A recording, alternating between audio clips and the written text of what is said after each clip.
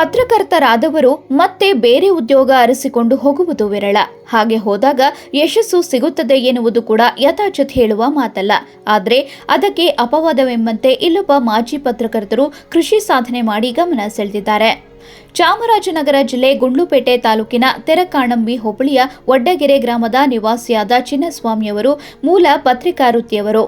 ಆಂದೋಲನ ಹಾಗೂ ವಿಜಯ ಕರ್ನಾಟಕ ಪತ್ರಿಕೆಗಳಲ್ಲಿ ಮೈಸೂರು ವಿಭಾಗದಲ್ಲಿ ಕೆಲಸ ಮಾಡಿದವರು. ಇವರು ನಂತರ ಚಾಮರಾಜನಗರ ಜೆಎಸ್ಎಸ್ ಕಾಲೇಜಿನಲ್ಲಿಯೂ ಸಹ ಉಪನ್ಯಾಸಕರಾಗಿ ಕಾರ್ಯನಿರ್ವಹಿಸಿದ್ದವರು. ಇವರು ಈಗ ತಮ್ಮ ಸ್ವಗ್ರಾಮದಲ್ಲಿ ಪ್ರಗತಿಪರ ಕೃಷಿಕರಾಗಿ ಗುರುತಿಸಿಕೊಂಡಿದ್ದಾರೆ.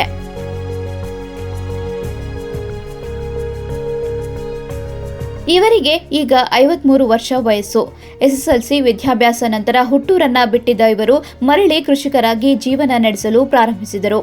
ಇವರ ಬಳಿ 23 ಎಕರೆ ಜಮೀನಿದೆ. ಈ ಜಮೀನಿನಲ್ಲಿ 6,000 ಬಾಳೆ ಗಿಡಗಳನ್ನ ನೆಟ್ಟಿದ್ದಾರೆ. ಇವುಗಳಲ್ಲಿ 5,000 ಏಲಕ್ಕಿ, 1,000 ನೇಂದ್ರ ಬಾಳೆ, ಬೆಳ್ಳುಳ್ಳಿ, ಕೋಸು, 2,000 ಅಡಿಕೆ, 500 ತೆಂಗಿನ ಮರಗಳು ಹಾಕಿದ್ದಾರೆ. ಹಾಗೂ ಎಳನೀರು ಮಾರಾಟದಿಂದ 70,000 ಲಾಭವನ್ನ ಪಡೆದಿದ್ದಾರೆ.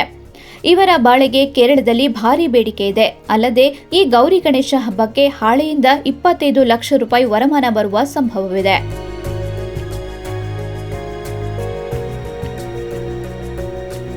ಇವರ ಜಮೀನಿನಲ್ಲಿ ಹನಿ ನೀರಾವರಿ ವ್ಯವಸ್ಥೆ ಇದ್ದು ರೂಟ್ ಸೆಟ್ನಿಂದ ಮಣ್ಣಿನ ಪರೀಕ್ಷೆ ಮಾಡಿಸಿ ಆಯಾ ಸ್ಥಳಕ್ಕೆ ಯಾವ ಬೆಳೆ ಬೆಳೆದರೆ ಸೂಕ್ತ ಎಂದು ಸಲಹೆ ಪಡೆದು ಕೃಷಿಯನ್ನ ಮಾಡಿದ್ದಾರೆ. ಹಾಗೂ ಸಾವಯವ ಕೃಷಿ ಮಾಡಿದ್ದಾರೆ.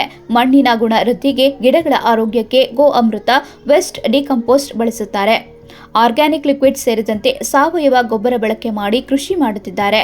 1 ಮಲೆನಾಡು ಗಿಡ್ಡ, 1 ಡೆನ್ಮಾರ್ಕ್ ತಳಿ ಹಸು ಹಾಗೂ 3 ಕರುಗಳನ್ನು ಸಾಕುತ್ತಿದ್ದಾರೆ.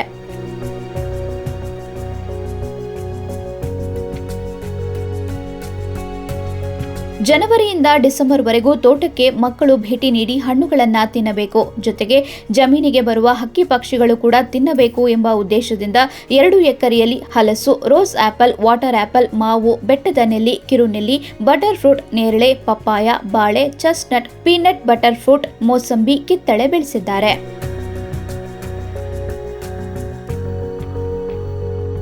ಶ್ರೀಗಂಧ, ಹುಣಸೆ ಮರಗಳ ಜೊತೆಗೆ ಅರ್ಧ ಎಕರೆಯಲ್ಲಿ ಪುಟ್ಟ ಕಾಡು ಬೆಳೆಸುತ್ತಿದ್ದಾರೆ. ಹಲವಾರು ಜಾತಿಯ ಮಾವಿನ ಮರಗಳು ಕೂಡ ಇವೆ. ಮರ, ಹಣ್ಣು, ಹೂವು ಇದ್ದರೆ ಅಕ್ಕಿ ಪಕ್ಷಿಗಳು ಬರುತ್ತವೆ.